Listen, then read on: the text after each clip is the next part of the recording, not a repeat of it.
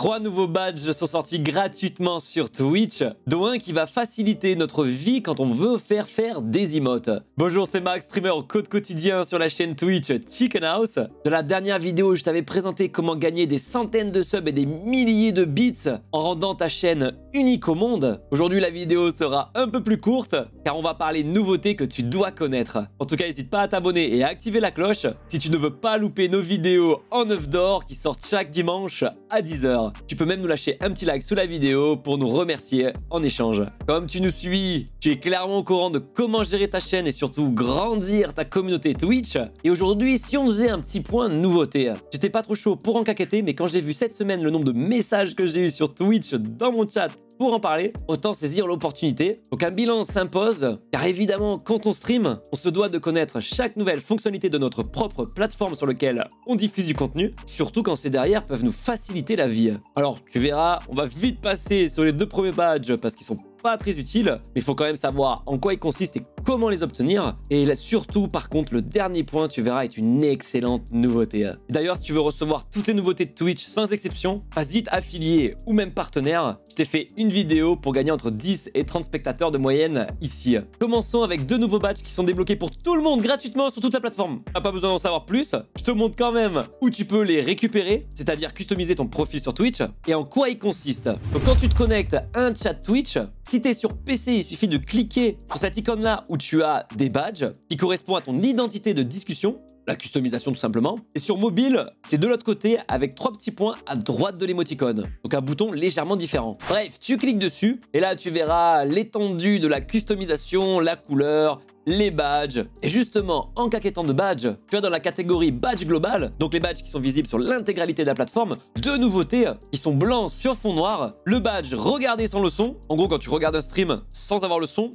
et l'inverse, sans avoir la vidéo. Alors honnêtement, je pensais que ça allait être incroyable, parce que Twitch allait reconnaître quand tu coupes le son ou quand tu coupes la vidéo, pour pouvoir te l'afficher par défaut, et c'est pas vraiment le cas, c'est aux utilisateurs d'aller le mettre. Du coup, je trouve ça un peu limité. Ça aurait pu être cool justement pour savoir quand tu dialogues avec quelqu'un. Et ça arrive très souvent. Ah désolé, j'ai pas vu, j'ai juste entendu, j'étais en lurk. C'est-à-dire qu'il faisait autre chose à côté. Il a juste entendu, mais pas vu par exemple. L'inverse est plutôt rare. Donc vu que c'est pas automatique, c'est quand même sacrément limité. Après, à toi d'en parler à tes viewers.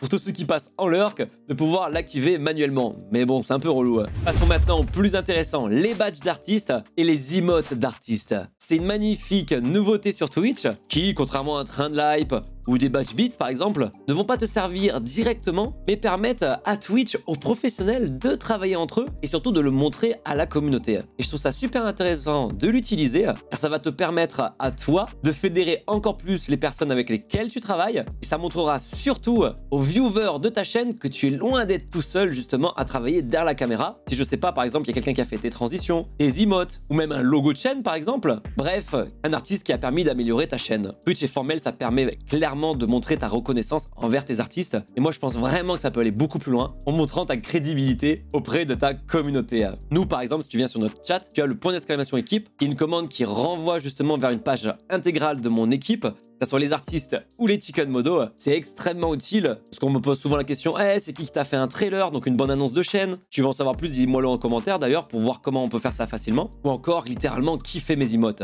Parce que c'est vrai qu'elles sont fortement appréciées auprès du poulailler. Et l'avantage, c'est que du coup les personnes n'ont plus à passer par le point d'exclamation équipe pour certaines informations parce qu'ils peuvent directement le retrouver avec ces nouvelles fonctionnalités.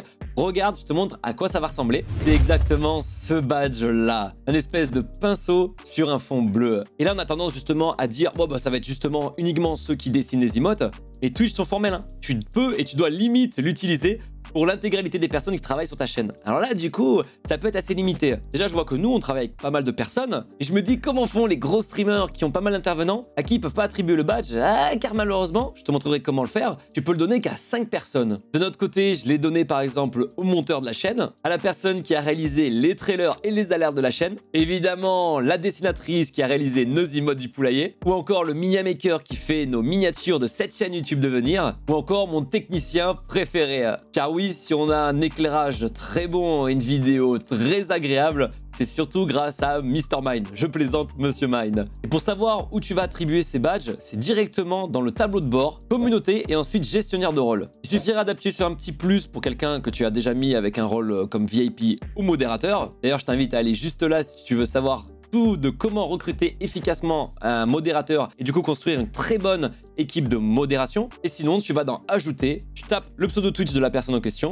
tu la sélectionnes et là, tu auras le badge artiste à sélectionner. Évidemment, je suis déjà à 5 sur 5, c'est un peu dommage que ça soit autant limité par contre. Et là, on a une autre fonctionnalité incroyable par rapport aux artistes et cette fois concernant uniquement les emotes. Regarde ça, c'est assez dingue. Quand tu vas sur une emote, si la fonctionnalité a bien été faite, t'as juste à cliquer dessus pour en savoir plus, le truc qui existait déjà, sauf qu'ils ont rajouté un petit détail. Regarde, tu vois la personne qui a réalisé l'emote et ça renvoie directement vers le profil de la personne en question, le profil Twitch. Évidemment, il faut avoir un compte Twitch et je vais t'apprendre comment les rajouter. Et fais gaffe parce que tu as aussi l'artiste qui doit faire une action de son côté. Et moi, du coup, j'en ai aussi profité pour ajouter le studio de prod qui a réalisé les logos de nos saisons emblématiques directement ici également. Ou encore et toujours Monsieur Mine qui nous a réalisé l'emblème de notre équipe. D'ailleurs, si tu veux 4 outils pour avoir plus de follow rapidement, ça se passe juste ici. Et là, ça a clairement 2 avantages. Tout le chat qui va dire mais c'est qui réalise tes emotes? Au moins, ça y est, la question est enfin répondue.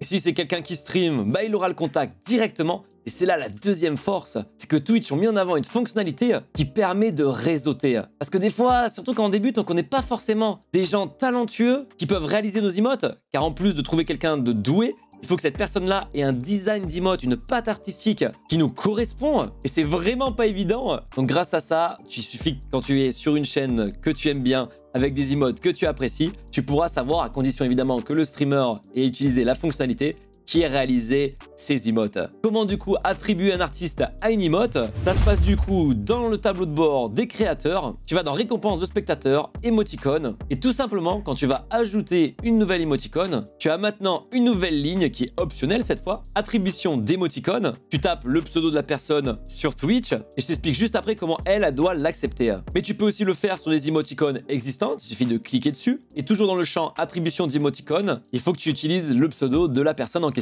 Et si tu veux tout savoir des émoticônes animés, on t'a fait déjà une vidéo juste là. Et du coup, comment ça se passe du point de vue artiste, qu'il faut absolument savoir pour que quelqu'un qui ne connaît pas forcément la fonctionnalité et qui a travaillé avec toi peut avoir son blaze affiché sur tes emotes ou encore avoir le badge. En fait, tout simplement, la personne va avoir une notification directement sur ses notifs Twitch. Et pour ça, il y a quand même un prérequis. De base, Twitch envoie une notification, mais les personnes peuvent, si elles veulent, dans leur profil, désactiver l'attribution de badge. Que je pourrais ne pas comprendre si les personnes justement travaillent avec les streamers, car ça leur fait de la visibilité gratuite et puis quand même, tu as une certaine fierté. Et si une artiste veut voir sa belle bibliothèque de collection d'emotes, il suffit de cliquer sur ton profil et tu as un nouvel onglet attribution d'emotes. Donc forcément, de base, tu peux avoir des emotes attribués, c'est-à-dire qu'on peut t'inviter, à toi après de l'accepter via la notif. Et si tu veux refuser le fait qu'on te tag dessus et qu'on t'envoie des notifs, pour ensuite l'accepter, il suffit de décocher cette case-là. Et là, forcément, la personne va retrouver toutes ses emotes. Et là, j'ai eu peur, je me suis dit, vu le nombre d'emotes que j'ai de la même artiste,